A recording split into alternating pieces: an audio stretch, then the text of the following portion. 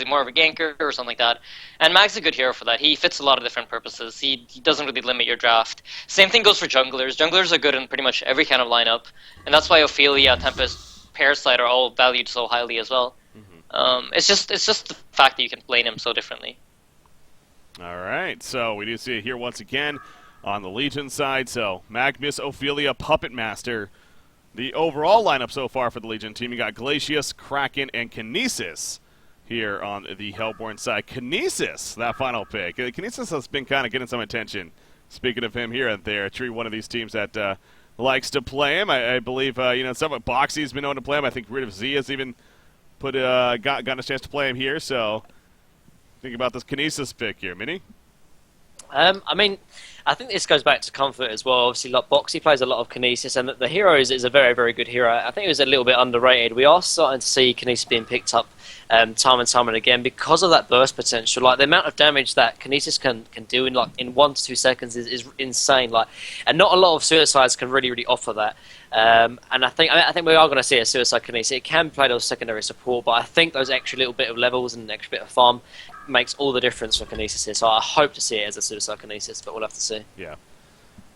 All right, Dark Liddy, Empath, Silhouette, Engineer, Behemoth, and Torturer coming out here with the band. So you see that Dark Liddy band from BMG, don't want to make sure not to deal with that. Several carries being banned here, the Silhouette even, and even throwing out the Behemoth to end it all. So BMG now, their 4th pick going to be coming out here. Again, they got the Ophelia Jungle, Puppet Master Magnus, so probably a support option would make sense as far as a possibility here. Maybe that Suicide even to be coming out. Hey, they could go the Keeper.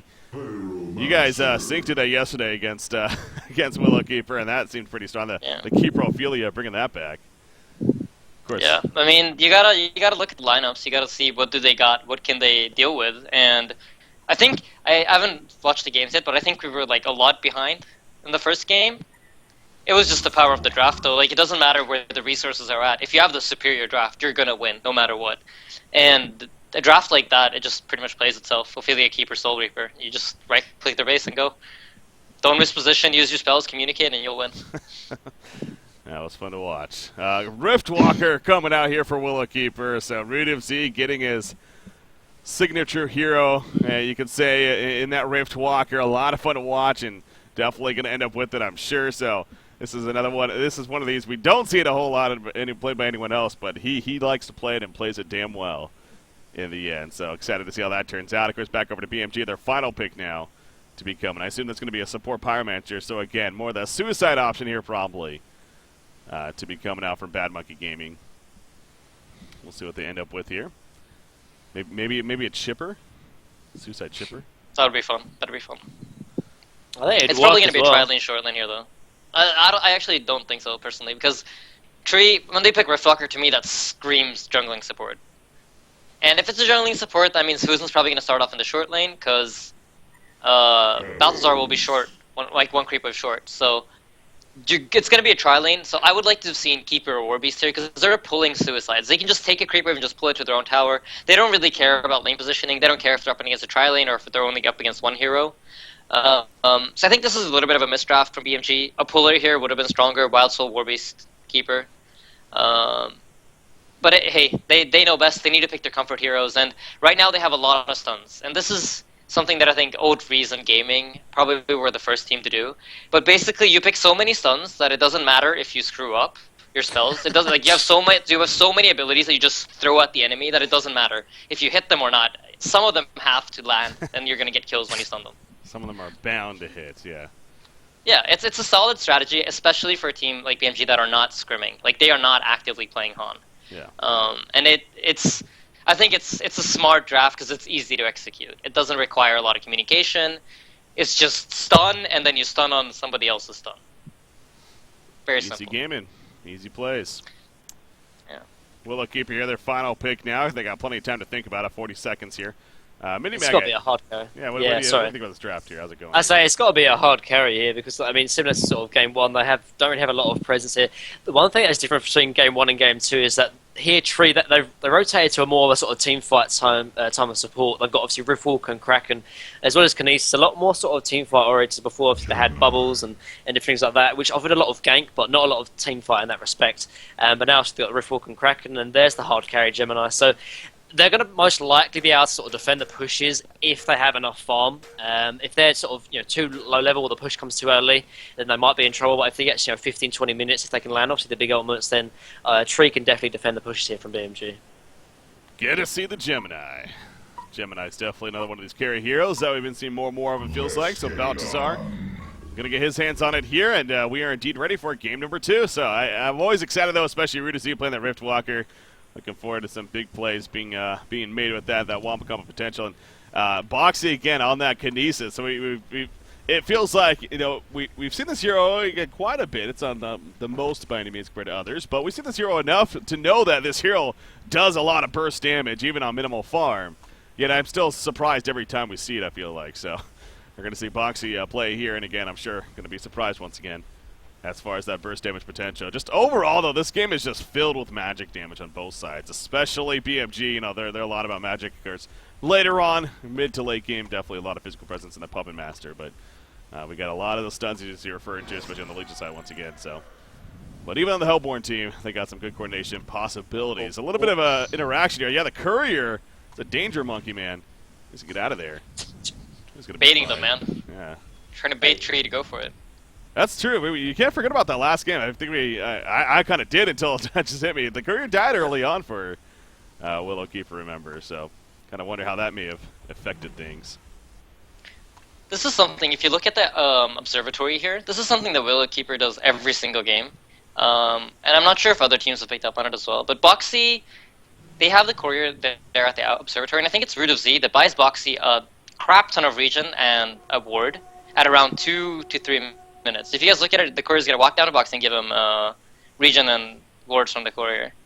And I think it happens after Root of Z farms like a camp or something like that. I don't know exactly what the timing is, but this is kind of a smart play, because what happens is it's a Boxy can buy more stats at level 1, and when you look at his inventory, normally the first thing you do when you get into a lane is you look at the opposing player's inventory and you're like, okay, he has 6 tangos, this is our stats, this is how I need to play them, I need to harass this much, I need to go for creeps this much, you kind of plan out the game for yourself in your head. And then when he gets that Courier at like 2 minutes and you don't notice it, suddenly he has a health potion on top of all of his other items, and it's a big deal. So I like this play from them. Actually, it's just going to send a health pot here. Normally, it's a lot more. Yeah.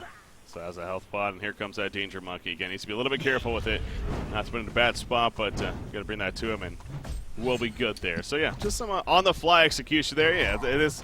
I remember the days where this whole idea of going into the other team's jungle and warding it up and, the pulling, the creep way, like, earlier on, and for the longest time, we didn't see stuff like that. And then over time, it just became kind of a natural thing to do because of just how everything progressed and how the meta maybe shifted here and there or whatever. So when you really think about it, I mean, the game has just changed so much in playstyles and everything. The more people have learned and adapted and gained experience. So that's just another one of those kind of small things. It's like, well, maybe we'll see more and more people doing it. Riftwalker and Magnus kind of going out of here in the jungle. Speaking of another thing we never really have seen before until more recently, even the secondary supports doing the jungle pulls. And meanwhile, actually, Magnus gets caught out here in the jungle. He's going to hide in the steam bath, but they know he's here, but they do not have any vision. The question is, though, can he actually get away? I mean, he has not even close to enough mana for a stun, so he really can't wait this out. Okay, there's the charge of hits, and there's the auto attack. You're going to say you give him 0% chance? I would give him 1.2% chance to make it away from there. Okay, well.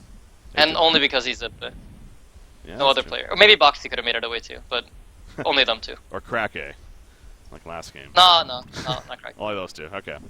Boxy and he doesn't, that's the point, and obviously a Riftwalker will even, I like how even Riftwalker keeps the creeps in the end and just continues to farm with them. So this is just such a powerful thing to do, and he's one of these players that just does it so well.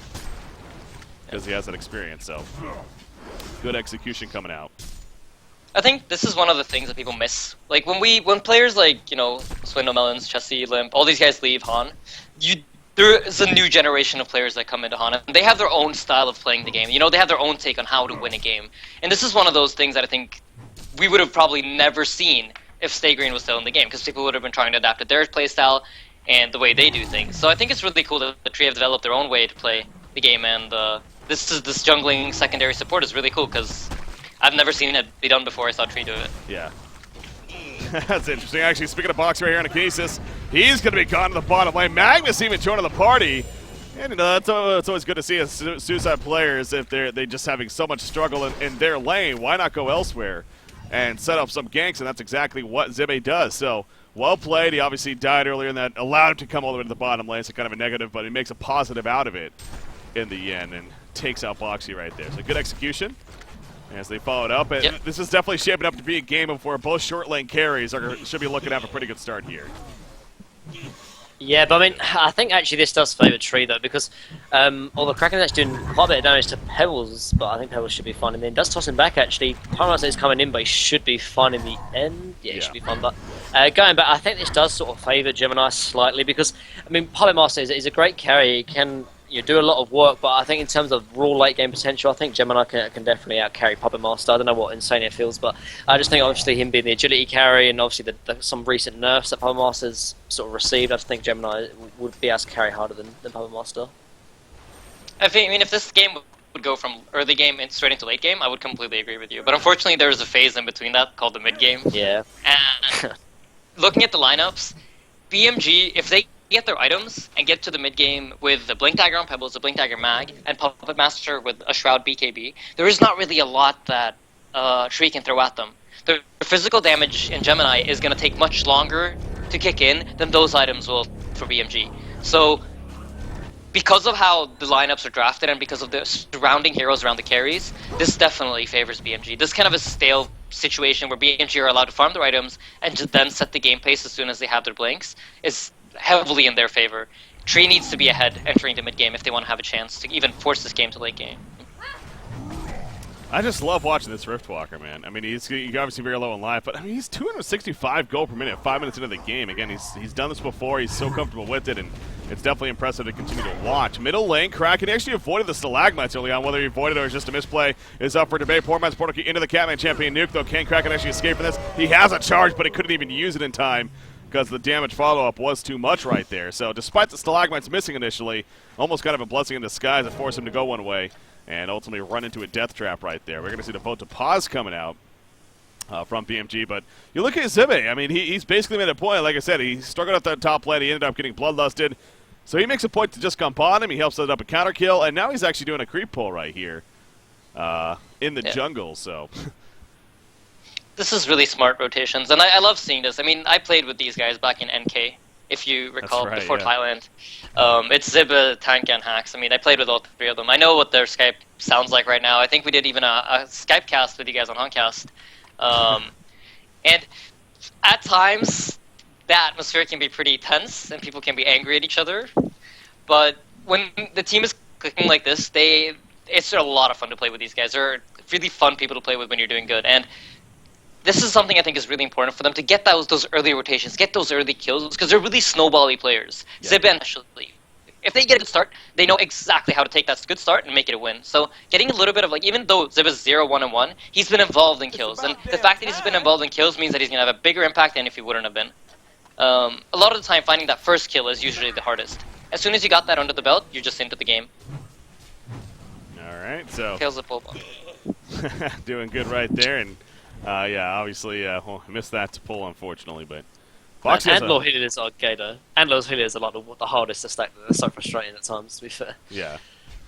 There's a word of sight there from Boxy, even blocking it, so making sure that. But look at this from Ziba though. Look at this from Ziba. This demonstrates great game sense and game understanding. He knows, because he's a suicide player, that you almost always place a ward there for yourself. So he runs around the long way, and now they're diving Boxy, and this is probably going to be a kill. Voodoo Puppet is out, but here comes that support, so they're kind of trying to turn around. Voodoo Puppet, it goes down, but it's not enough for the kill, and now Magnus all of a sudden, he's left in no man's land. He's going to maybe be able to make the getaway. Stun not going to be up because of lack of mana. Riftwalker chasing, has another nuke in 5 seconds, but no. Mammoth's going to hide in the trees, trying to get away in that sense, but it's not going to happen. So down he goes. And good chase coming out for Willow Keeper. Good response. I mean, it was a good idea, but the timing was just a little bit unfortunate right there. Because as he was running in, there was already, I think it was even Riftwalker coming in for whatever reason to set up some kills, maybe even on the Puppet Master, and just happened to run into him. So, well played right there. And again, kind of that good timing. Yeah, and it looked like Haxorn's right click broke there when they were going for the kill, unfortunately. Because he had the Whiplash hit up, and the Puppet had like one hit off of dying, and that would have killed Kinesis if he actually right-clicked it, but it looked like his mouse bugged out or something, because he didn't right-click the Puppet for the kill there on Boxy. He backed up a little bit early. Oh, really? So, yeah, because I saw it go away, but so it just despawned. Oh, really? Yeah, that's no, Hax just ran away. It looks. I mean, it must have been a problem with his mouse. I can't see any other explanation for it. Well. Yeah, unlucky. Kinesis lives. Tell another day. But Gemini, he's literally having free farm. I mean, again, Magnus has not been up here for the longest time, so nobody's been up here, and he's just going away. And 53 and 29 creep farm, definitely reflecting that. Nearly 400 gold per minute, and that is just all from raw farming in that creep wave. So yeah, Gemini start going to be a very good one at that.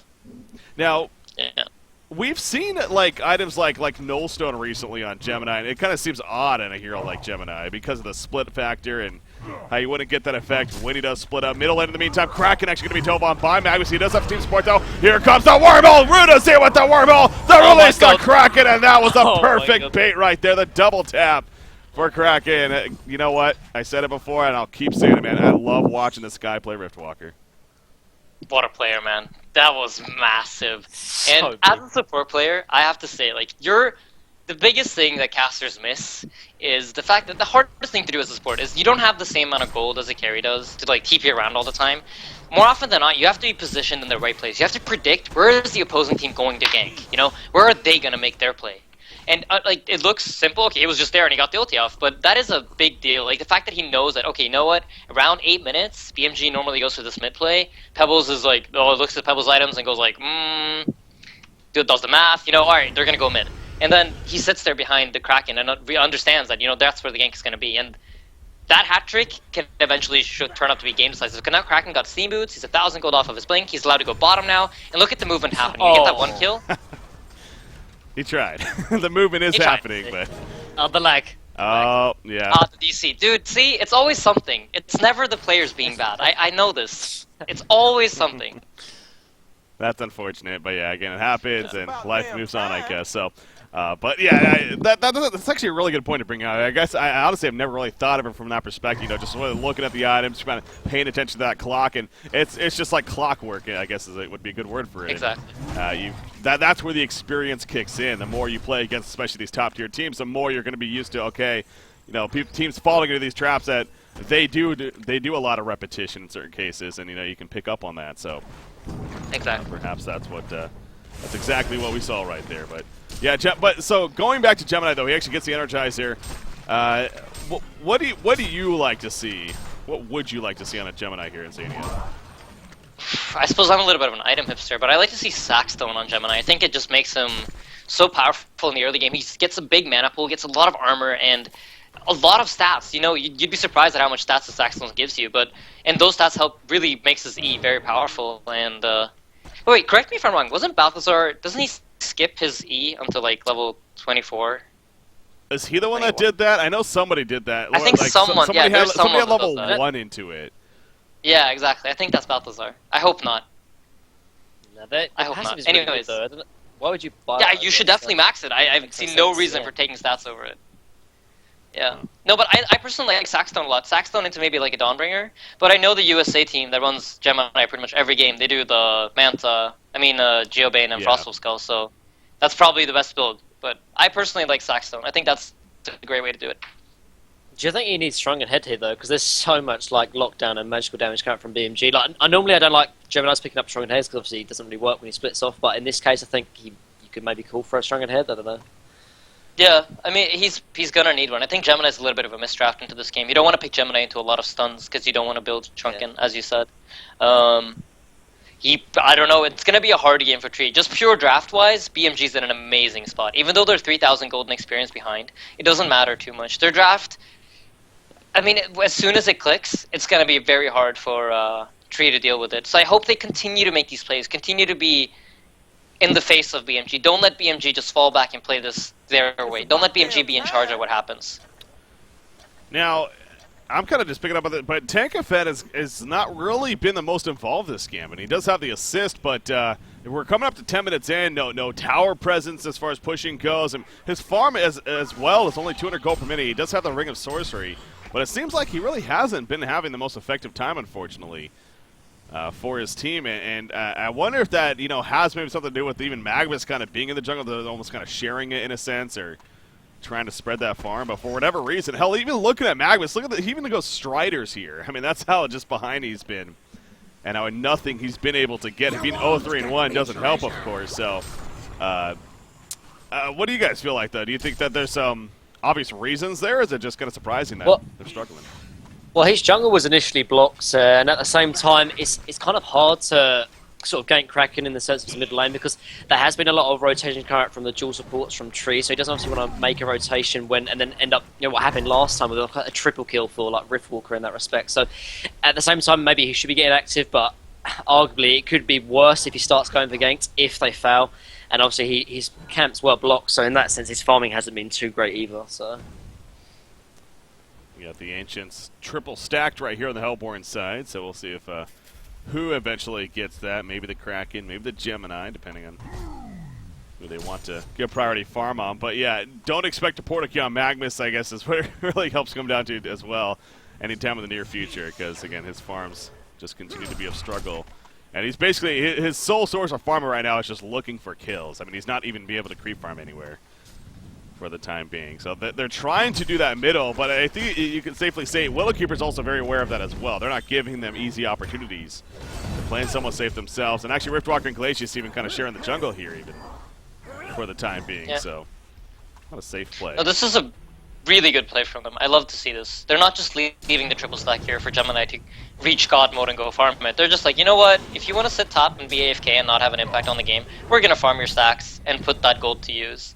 And that's exactly how you need to do it here. I talked a lot about how I felt Fuzum was really underleveled last game. I think, once again, he's a little bit behind, but it's at least a little bit better this time. They got more levels on Root of Z, and that's probably because of the hat-trick mid. But still, they need to get those levels up on their supports so they can have an impact more than just using a freeze and then dying in the team fight. Yeah.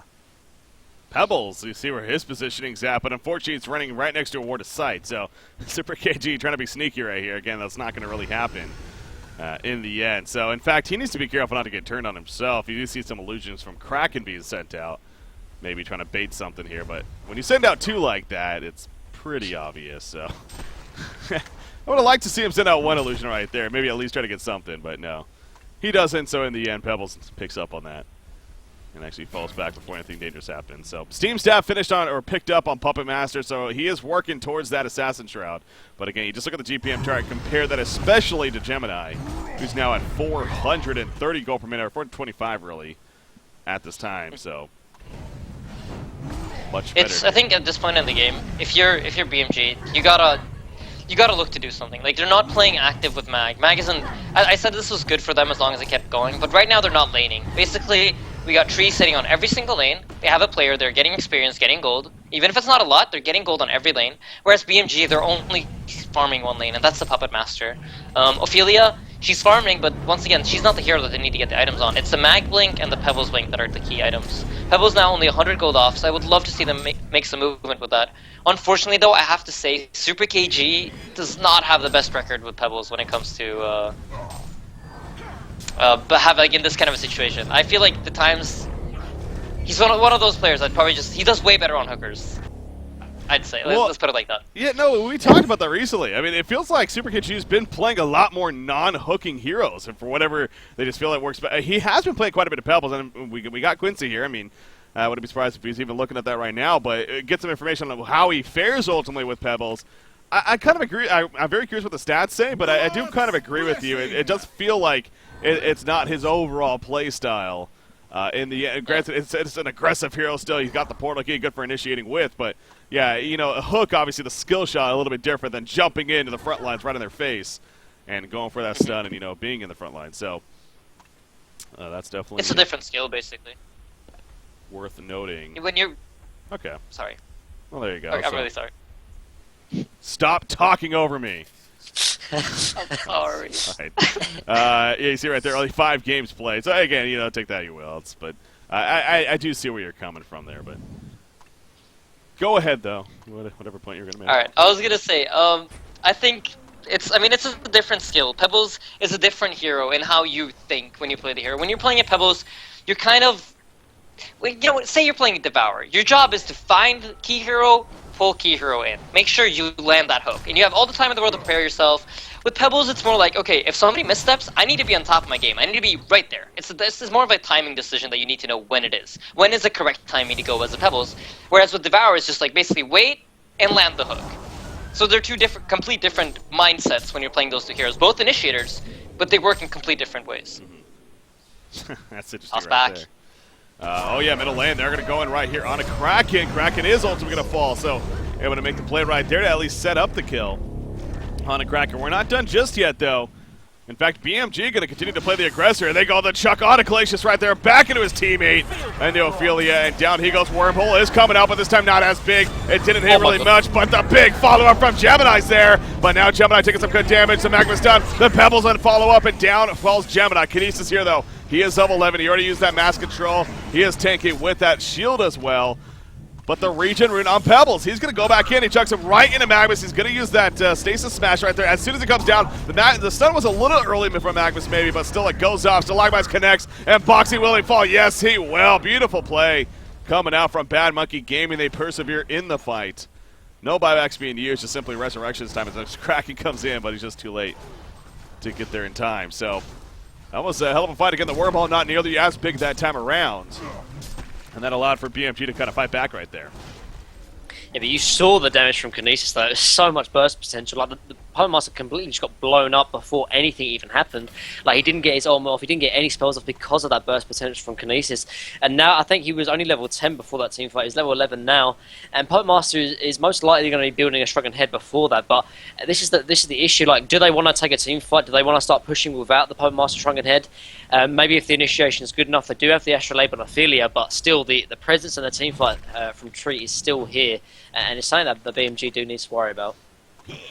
Yeah, I didn't even realize Puppet Master got bursted so quickly in the beginning of that fight, but you're right. He definitely seemed like he did drop pretty fast. But Haxrin, he does have that assassin shot as he comes back up in the end. So there you go. So kind of the whole recap. On Hook Heroes, it seems like actually doesn't end up being the best. And maybe that's some logic as to why he maybe hasn't been playing them as much recently. But yeah, he sees other heroes that he's been playing, maybe even a little bit more success. So Kinesis bottom lane. Pyromancer going to spot him right here, but look at Kinesis. Oh my god, bye-bye Pyromancer. Dude, that's the worst too. You just know it's coming. It's just like, well, I can't do anything. I see my life flash before my eyes. And then he's dead. Good fine. Going back to the last team fight though, I just want to talk about one thing that I think a lot of carry players that we see, like this new I like to think of it as a new generation of players that are coming in now. They have a different mindset than this. Haxrin here, he ran in, he went straight in. He knew that, you know what, if Tree wants to kill me, they can. If they decide that, you know what, I want to target Hax will die. And he's perfectly aware of this, but he knows that if they use all their spells to take him out, both Mag and Pebbles, who are both in dire need of farm, because Mag had nothing from the early game. Mag needs to survive these fights right now. He needs to survive to get that Blink Dagger if he wants to get it at any, within a reasonable time. So Hax is taking that hit for his team, which shows to me of great game understanding and really good game sense. And from a viewer's point of view, you might just look like, okay, why the hell is Hax feeding? What a bad carry. He just ran in and died there. But in reality, he's trading farm on himself that he knows that he's going to be able to get later to give it onto a Mag, who has a way harder time to farm that gold. So good play from him there in the fight. Yeah. Love to see that. Going up to 19 minutes here. It is a 2,500 gold lead for Willow Keeper, and so slight lead in their favor. But Puppet Master, he's recovering in that sense. 350 gold per minute, and is going up and up. And Assassin Shot, of course, going to help with that. Look at Pebbles, though. Super KGs, man, just 380 gold per minute. So that's about what we were talking about earlier. He's definitely done pretty solid so far this game around. The double damage are going to be popped as well. He's looking for that opportunity here in the middle lane. If somebody shows himself, they are most likely going to be dead, but it doesn't look like that's going to happen. You see Puppet Master going with the Assassin Trial, but yeah, nobody going to be farming that middle lane, so good fallback right there. And good presence of mind from Willow Keeper. I'm looking for wards maybe they had over here. It doesn't look like it, just simply feeling they felt like something was up. Here we go. Kraken's going to hide into the tree. So they're actually going to try to jump, but no, he misses the charge. And Pebbles able to react anyways with his own portal key. So the tower falls. They couldn't even deny it either.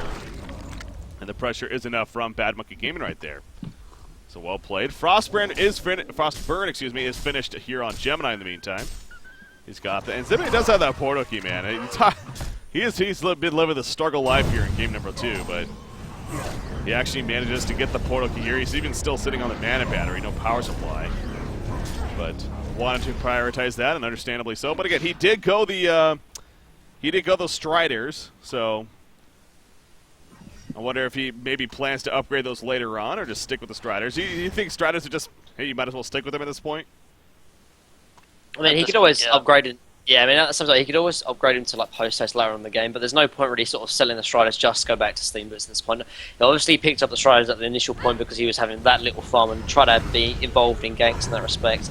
And obviously, yeah, Steam Boots are good in terms of the team fight, but sort of sell Striders and then to buy them again would be like a lot of wasted gold, and that's just something that Magnus and ZBH doesn't have at this moment. So you might as well just keep him, like Antonio said. Yeah. See top lane Magnus going up there to get a little bit of farm here. But we're definitely in a little bit of that stale state right now. 96 hero kills, 21 minutes in here. Obviously in favor of Willow Keeper, but again, both teams definitely have their strengths. We were stressing earlier on, though, this BMG lineup, a lot about the lockdown, a lot about, the stuns and follow-ups throughout these fights. Do you think either team could be playing, specifically, I guess, even BMG, could be looking to continue to play a little more active? I mean, the River seems like it's really the cutoff, as you would expect, but neither team has gone too far past it here. Yeah, I mean, BMG definitely... Oh, sorry. No, go on. Okay. No, you go. Okay, I think the BMG, they definitely do need to get active, though, and they definitely have the tools and the sort of heroes to go and get aggressive with. The only problem is like, we mentioned it before, like BMG, they're not incredibly sort of scream, they're not really sort of practiced too much, they're not too confident, so maybe they don't really know, either they don't know or they don't feel confident enough to actually make the push and make the sort of action happen, because they should be making the push happen. Obviously, they don't have the hardest or the latest sort of carry in terms of sort of Puppet Master compared to, say, Gemini. And obviously, there's still a few items that Tree do need to pick up before they are 100% ready to take these team fights. BMG should look to get involved and look to make the plays happen. Bottom lane. I definitely agree there, and I think that is the reason. They're not confident enough. They're not practiced enough to know their timings. And that's why it's a little bit off. That's normally when two teams play passive against each other, that means neither team really knows what to do. Oh, that's a fake Pebbles right there, and they're going to realize that as they use several abilities. So now here goes the real Pebbles. He jumps Glacius, release the Kraken just a little bit too late right there, so that's kind of a waste of cooldown. Here comes the Mass Control, though. Kinesis looking for an opportunity. Who does he want to throw it on is the question. He throws it on Pebbles. That's not enough damage, though. In the end, Magnus follows up. They get the kill on a Riftwalker. No wormhole, at least no good wormhole could have been coming out as a result. Kraken, he could have thrown in the air with the Storm Spirit or the Stasis Smash trying to maybe save him. But it ain't going to happen either. So 3 kills happen in favor of Bad Monkey Gaming. And this could possibly open up Kongor. Maybe they're going to push the bottom tower, it looks like, here at the secondary. But clearly Bad Monkey Gaming. So as we're just talking about, wondering whether they're going to maybe start turning it on. And hey, they found an opportunity right there. Baiting with the Illusion Pebbles. Definitely had a lot to do with that fight. Yeah, Kraken whiffed his ulti. Riftwalker ulti didn't go off. Gemini was nowhere to be seen. It's just too much that's just not happening for Tree right now. They need to communicate these fights better. They need to, before the fight even happens, as soon as you see BMG gathering up for a push, like if I'm Fuzin right now, the first thing I'm going over is, okay guys, correct ability usage. Who do we lock down with what? Alright, we want to initiate on Puppet Master, for example. I'd personally want to go for Pebbles or Mag here, because they're the heroes that can counter, initiate, and kill you. So one of those two, make sure we save Kraken ulti for Puppet. As soon as Puppet shows himself out of his shroud, Kraken, you blink and Kraken ultimate him. The rest of us, we're going to try and kill the Mag, and we're going to try and kill the Pebbles. Those are our prior 1 targets. And set up the team fight, coordinate how we're going to use our spells. You got to talk these things through. It's not just going to magically click. There is a reason, it works out for some teams and it doesn't for others. Oh. Beautiful deny by Boxy. What a player. That was fun. Goes in what a and player, then man. goes back. What a freaking player. He's amazing. Dude, I don't know if I don't watch too much on cast, but this guy's like, have you guys been giving him a lot of attention? He deserves it. Oh, shut up. I know exactly what you're talking about. He's a good player, damn it. He's fun to watch. Maybe if you made big plays like that. be crazy too. Oh. Dang! Shots fired! Ooh! We're gonna see next series. We're gonna see next series. We'll see. Gemini's falling back and for good reason right there. He's definitely being hunted, and actually Puppet Master going in full force right here. That is the Assassin Shroud. He opens it up. Puppets hold on it.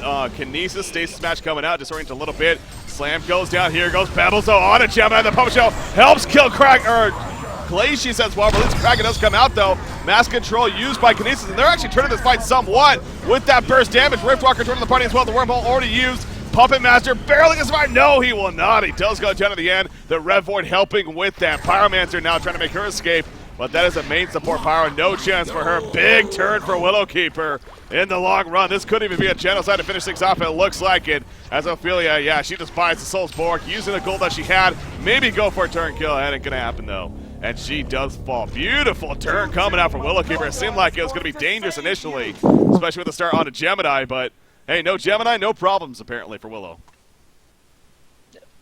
Honestly though, Boxy played that fight really, really well, and this is dead honest. He saved his ultimate there with the no, I'm serious. He saved it with the Kraken ultimate, topped it perfectly on both the initiators, both Mag and Pebbles, which in my opinion are the prior 1 targets for Tree.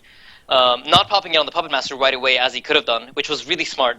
The patience there from him paid off big time in their favor. Understanding, you know what, Puppet doesn't really output a lot of damage, to be honest. His abilities, they're mostly just crowd control, and as soon as he uses abilities, that's basically what he can offer to the team fight. Then he's just auto attacks. And taking out Pebbles and Magnus, which have short cooldown stuns and tossbacks and stuff like that, is way more important. So really good ability usage there from Boxy and Kraken. Wins on the fight. Yeah. Minimaga, what was your take on that fight? Insane is summed up in perfect sentences. Actually, bottom lane though, Puppet Master's going to drop in again. Actually, yeah. That can't happen. Like Man. now, this could lead to a tier 1 bottom. This could even lead to a tier 1 mid. I mean, Puppet Master doesn't even have a buyback. I don't know if Tree do want to try and take advantage of this, but I think it's going to be a tier 1 bottom at the least. I'd assume.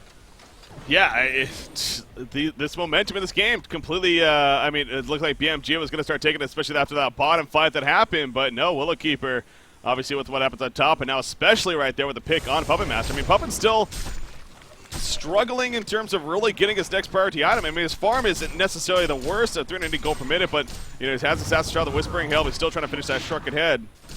And he's going to be even further delayed as a result of that death. I don't even think he has his Warhammer yet, let alone the pattern. So, that's a stat right there. Yeah, Puppet Master needs some decent farm.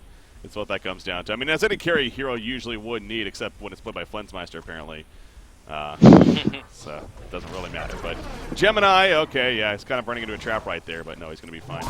So not even going to be a tower kill, I guess, so that's kind of the good news for Bad Monkey Game. They did a pretty good job of at least making the presence felt. But how about this? We mentioned this. Zibbe, actually, he does ultimately get rid of the Striders and even buys those Ghost Marchers. So all of a sudden, he's like, the early game never even happened. He's looking just fine. Yeah. What is that? All carries below. Okay. So, yeah, it's I suppose those 14.6% are all ours. Exactly, yeah. They're all Flensmeister right there. But who needs gold to win games, man? Who needs gold to win games? You know, there was one game. It was last weekend. You actually were like 2 GPM lower than him, so he was 4th on the team. You were 5th, but you're almost there. You almost beat him as that support. So I think it was the first week I joined Sync. We were playing the CIC, and I think there was a game when I had the highest GPM on the team as a Tort from the support role. It was really funny. No big deal. You need to start kill stealing more. A little bit. No, kill securing. Kill securing. You need to learn from Slap. Right, hopefully Slap will release an education or something. Gotta get this out. There's the deny on the tower. And wow. Quincy, man, he's just so on top of it.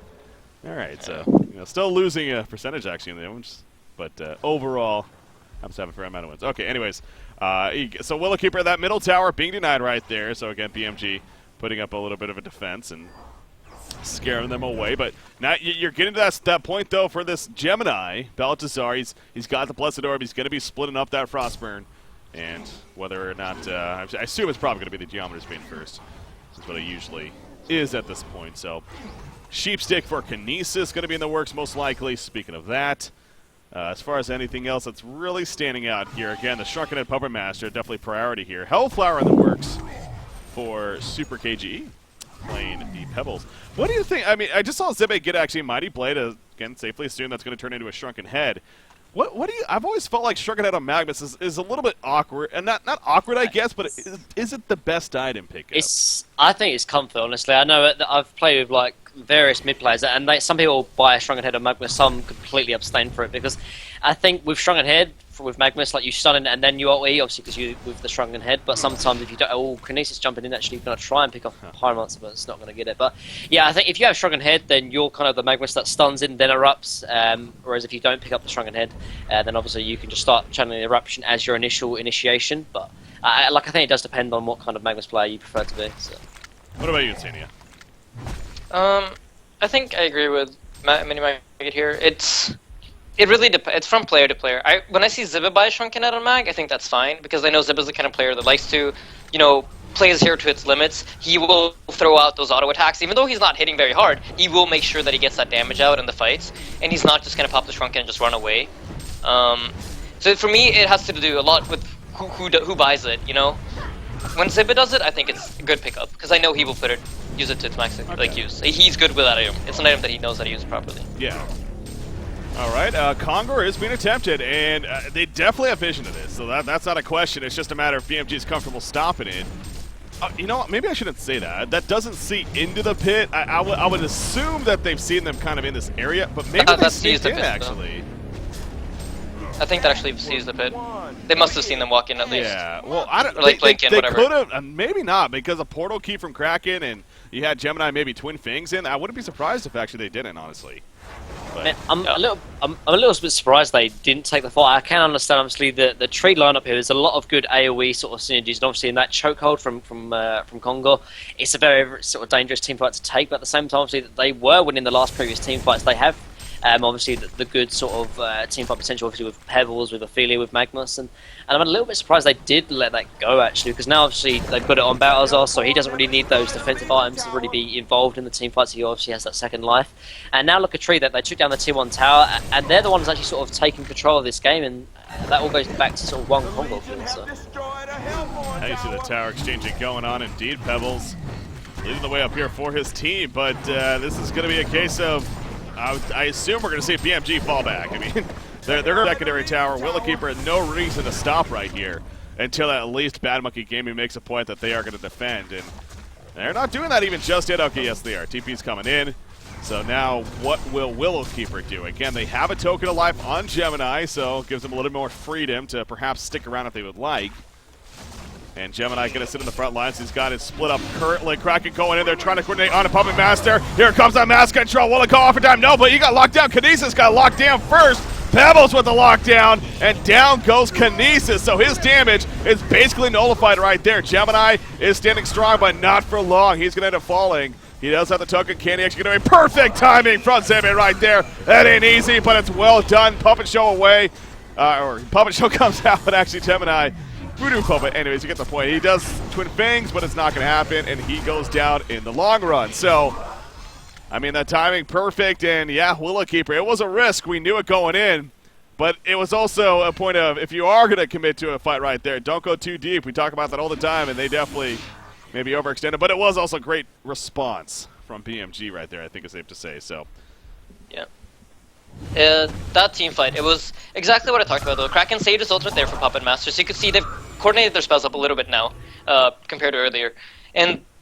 But Zibbe, once again though, the tablet on Puppet before Puppet was able to shrunken up inside of the Kraken ult, completely wins on the fight. It's really fun to see a player like this, because he makes so many of these small little plays that you might not really pay attention to. Somebody tableted Puppet, but who was it? Oh, it was Zibbe, and then he had the perfect stun on the Gemini, which also hit the Kinesis, preventing him from using his mass control. It's just these little timings. It's such small things that make the difference between the best of the best and those that are slightly below. Yeah. Oh, Riftwalker, is he going in? Yes, he is. Here comes the Black Hole, or the Wormhole, excuse me. Perfect execution! The Wombo combo at its finest right there. Pyromancer's also going to fall. And Magnus, the sole survivor, he's going to survive, but oh, man. I'm going to keep saying it. It's fun to watch, man. It's fun to watch. That was without Gemini as well. That was 4v5. Oh my god, Root of Z, man. Just bow down, everyone, right now. The thing that, Wombo combo's been a thing for a long time now, but I think why Riftwalker's just so excited with it, because she has several abilities that synergize to allow her to do so, and just that the animation and just the damage it does and everything is just so it's perfect to watch. It's also like I think that and like Shockwave from Behemoth is also pretty damn epic, and unfortunately we don't get a lot of him. But anyways, yeah, we do see some buybacks happening. That being on Haxer in here, so that is going to be enough to at least hold them from committing to a bottom push. They are going to go middle though, so. But I don't know. Did BMG misplay that at all, or was that just simply Riftwalker being Riftwalker? Every good play from any player ever is also a misplay from someone else. It just has to do with how you want to view it. You want to view it as Boxy being amazing, or do you want to view it as whoever Boxy was playing as well against playing poorly? You can see it both ways, and I think it's just always more fun to say, like, you know what, this guy knew his limits better than the other guy, so it was a big play by him. Yeah. So it was a good play by Brutus either, understanding the movement, looking at how they were positioning themselves, realizing, you know what, I could catch 3 in my ulti there, goes for it, gets it off. You know, anytime you use an ability that's channeling, you're not, it's a gambit, you're not 100% sure that it's going to be amazing, but all you need is one. All you need is one ulti to get back into the game like that. Yeah, that's what I've always said for the longest time, too. As long as you have a Tempest on your team, I mean, there's always a chance, I feel like, to set that up. So maybe the same case here with this Riftwalker. But I think you could also guarantee, you know, we see this a lot, too, in transitions. Even though you face heroes like this, that ultimate synergy potential where earlier on in the game you get caught by it, it's like, okay, you know what, we won't let that happen again later on. I mean, still it does happen, sure, but you'll see teams making adjustments in terms of their positioning and whatnot going in. But yeah, I mean, Gemini was dead. They had no reason. I don't think you could safely argue that they shouldn't have actually pushed right there. That would be a hindsight thing. Again, just good execution on the part of Willow Keeper. Most yeah, definitely. Sheep I think it's important. Kinesis, by the way. Big item pickup for sure. But more important than items, right now in the teams, you gotta look at the mentalities. Oh, Boxy caught. Yeah, he is going to be caught. Speaking of him, gets the sheep stick and dies shortly after. So. Oh, I hope they didn't pick up on this on BMG. If they know he bought the sheep stick, they're gonna know there's no buyback. And Boxy's a big part of their damage right now. He's basically the follow-up to their Kraken initiates and to their Riftwalker initiates. So this is a big deal. This could mean racks for BMG. They're gonna go, and no reason not to once again. So yeah, 50 seconds. Demonic just finished on Kraken, so he needs to deliver it still, but it is gonna be on the way. And they could definitely use that. Or what am I saying? He's on the Hellborn team. Never mind. He has it. So that's going to be good to go. You do see Gemini. He's got the Frost of Skull and the Geometer's Bane. Ultimate Synergy is ready, but as you pointed out, Kinesis not ready because he's dead and that doesn't work. So 30 seconds still left on that Resurrection. He is the highest damage for the team. Kraken going to be going in right here. Charges in. Puppet gets the Shrunken Heads to be used on either side. And now kind of just, they're looking at each other. Release the Kraken going out. Pyromancer getting caught by that. He towers, but now he's in an awkward spot. There's the wormhole. It does catch Puppet Master. Puppet is dropping Half-Life. The Shrunken Head going to be wearing off. Down goes Puppet Master. And it works out in the end. Here comes Magnus with the counter eruption. Not the prettiest, though. Again, no kills happening for BMG right there. And now the chase in favor of Willow Keeper. They are going to scare them off. Off to the side, Zibby does get caught, and it ends up being a double tap for Baltazar. So it wasn't the Wombo Combo wormhole, but it was still a great wormhole to catch Puppet Master and do the job right there. Yep. Yeah, and again, like they defend 4v5. Like, I don't know how they do it. Like 5v4, obviously, you're like, oh yeah, this is going to be easy racks, but yet Tree still managed on 4v5. Obviously, a great wormhole. Just catch, like, although he didn't catch all 5, he catched the most important hero for BMG. Now it's getting sort of the later stage of the game. Pyromaster's going to be, you know, the biggest amount of damage. Again, obviously, he didn't get his ultimate off because of the catch. And again, Tree defend 4v5, and now they're going to look to try and take racks here, but they don't obviously know that neither of the BMG have their buybacks. Yeah, it's going to be shorter resurrection time for Puppet Master at least. Magnus, 25 more seconds still and counting, but this should at least be the tower kill. If not more, we'll see how much they commit to this. Confidence is really high right now if you're Tree. You know, when you win a fight 4v5, confidence has so much to do, because, you know, as a player, you don't see the numbers the same way you guys do. As the team fight starting, good sheep Here we go. There's initiation. Oh, Master's on the tablet out from Zibby once again coming out. He's gonna be fine right there. So Puppet Master survives. They do get the melee racks though. So in a sense, they still got what they came for, but at least they keep Puppet alive. If he dies right there, I mean that could even be GG because he does not have a buyback. So that was a hell of a save onto him once again on top of the tablet. Yeah, this time I was tankified on that Ophelia, Okay. but yeah, great save nonetheless. But no, if you're in Tree's position right now, you don't see the numbers the same way we do. They don't know that they're 11,000 experience ahead and 6,000 gold. They can tell by the levels that we're ahead, but they have no idea about the numbers. And you really play a lot based off of confidence. We won the last fight 4v5, guys. We got these guys so easy 5v5. We just need to go together. We just beat them in a 5v5 fight. I finished my Dawnbringer, we win the game, it's right now confidence level is really high. And in a game 2, this is something I know Swindle would love to talk about, how if you're in a game 2 and you win after being down a game 3 is heavily in your favor because the confidence is on your side. You're the guys, we know we just won. We just figured out how to beat them after they defeated us. Whereas the other team's like, oh, how could we lose? We just beat these guys, it was so easy and now it's so hard. So if Tree manage to get this win, it's going to be a very exciting game 3.